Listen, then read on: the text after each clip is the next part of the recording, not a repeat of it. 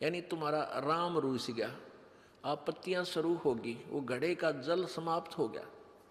तो गुरु की शरण में जा, यानी पूर्ण संत के पास शरण में पहुंच। और कह कबीर गुरु रूठ गए तो हर ना करे सहाय।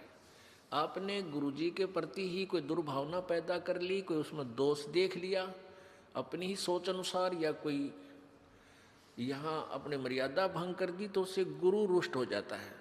जैसे इस दास को जब पता चलता है कि ये व्यक्ति यहाँ आ भी रहा है और कहता मैं नाम भी ले रखा है, और ये बीड़ी भी पीवा है, गुट्टी भी लगा जाता है कभी कभी, तो तब मैं रुष्ट होता है, ये दास रुष्ट होता है, दुख होता है मुझे कि कोई फायदा नहीं इसके यहाँ आने का। और दो चार और बिगाड़ेगा कि देखियो भी बीड़ी पीवा है वहाँ रामपाल का शिष्य होकर के, तो इससे दास गणा दुखी होता है। उस व्यक्ति को चाहिए अपनी गलती स्वीकार करे, दोबारा उपदेश ले ले, शुद्ध करा ले अपने उपदेश को, और भविष्य में नहीं पीवे, अपना कल्याण करवा ले। तो इससे दास दुखी होता है। कोई आन उपासना कर लेता है तो भी दास दुखी होता है कि नहीं, आप पतिव्रता पद पर नहीं रहे, भगवान आपको मदद करेगा नहीं। फिर लाभ क्या होगा यहाँ धक्के खान का, यहाँ आने का कोई लाभ आपको नहीं प्राप्त होगा। आपने यहाँ आए हो तो लाभ प्राप्त करो मालिक का, ऐसा लाभ दे देगा आप सोच भी नहीं सकते। आप चक्कर में पड़ जाओगे, क्या परमात्मा सचमुच ऐसे सुख दिया करता है, सुना करते थे, लेकिन आप यहाँ देखा करोगे, आप यहाँ महसूस करोगे। तो क्या बताते हैं, जय इब कै सतगुरु मिले,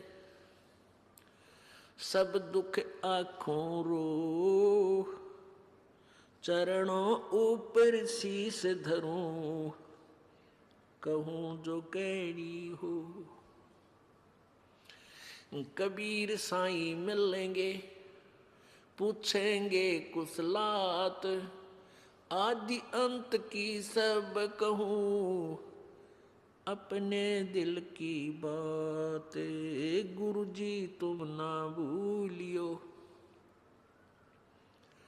चाहे लाख लोग मिल जाएं, हमसे तुमको बहुत हैं, तुमसे हमको नहीं, तुमरे विसारे क्या बने, मैं किसकी शरण में जाऊं। शिव ब्रंश मुनि नारद, इनके हृदय न समाऊं, अब गुण किए तो बहुत किए, करत न मनी हार, बावे बंदा बख्श दियो, बावे गर्दन उतारे। अब गुण मेरे बाप जी, बख्शो गरीब नवाज, जो मैं पूत कपूत हूँ, बहुर पिता को लाजे, मैं अपराधी जन्म का, नख सिक भरे विकार, तुम दाता दुख भंजना, मेरी करो संभार। राम कृष्ण से कौन बड़ो, उन्हों भी गुरु कीने, तीन लोक के वे धनी, गुरु अग अधीन। परमपिता परमात्मा कहते हैं कि तुम राम कृष्ण को तो बहुत शक्तिशाली सुप्रीम परमात्मा मानते हो, इनसे बड़ा तुम किसी को नहीं मानते, लोक वेद के आधार पर। उसी उद्देश्य से परमात्मा समझाना चाहते हैं उन्हीं को उदाहरण दे करके कि तुम्हारी दृष्टि में राम कृष्ण जी से कोई बड़ा नहीं। तो उन्होंने भी गुरु बनाया। श्री रामचंद्र जी ने ऋषि वशिष्ठ जी को गुरु बनाया, और श्री कृष्ण जी ने दुर्वासा जी को अपना गुरु बनाया, आध्यात्मिक गुरु। संदीपनी ऋषि उनके केवल अक्षर ज्ञान कराने वाले गुरु थे, जैसे शिक्षक होते पढ़ाया करें, और आध्यात्मिक गुरु दुर्वासा जी थे। तो परमात्मा में ये बताना चाहते हैं कि राम कृष्ण से कौन बड़ा, और उन्होंने भी गुरु कीन, और तीन लोग के वे धनी, तीन लोग के मालिक, गुरु आगे अधीन। यानी हमने आपने अभी सोचने की कोई आवश्यकता ही नहीं रही। जब राम कृष्ण जी को आप बड़े भगवान मानते हो और उन्होंने भी गुरु बनाकर ही अपना कल्याण समझा, यानी स्वर्ग तक जाने का भी उनका जो कार्य था, वापस जाने वाला काम भी उन्हीं गुरुओं से बना। तो फिर आम व्यक्ति कौन से खेत की मूली है भाई, उसकी क्या बुनियाद है कि वो गुरु बिना बात उसकी बन जाएगी। तो इसलिए एक तो ये पॉइंट क्लियर हो गया कि गुरु जी का होना अति आवश्यक है। फिर परमात्मा कहते हैं गुरु जी अब तुम क्या करते हो, राधे राधे श्याम मिला दे, हरे कृष्ण हरे राम हरे कृष्ण। कहते हैं तीन लोक सब राम जपत हैं और जान मुक्ति को धाम। और श्री रामचंद्र जी ने वशिष्ठ गुरु किया, उन्होंने दिया उनको ओम नाम। बता ले भाई, कर ले के करे।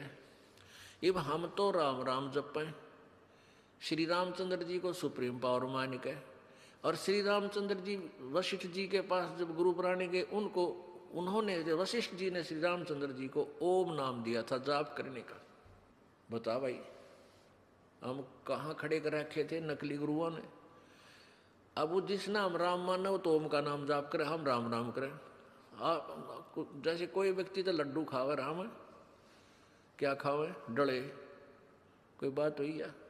यानी वही जैसे कोई काजू खावे बादाम खा रहा है और हम खाओ बादाम का। यानी राम शब्द जो है उसके अंदर गुप्त है वो मंत्र आम व्यक्ति नहीं कह सकता कि तू यो मंत्र जाप कर ले, फिर वो उसका गुरु बन गया।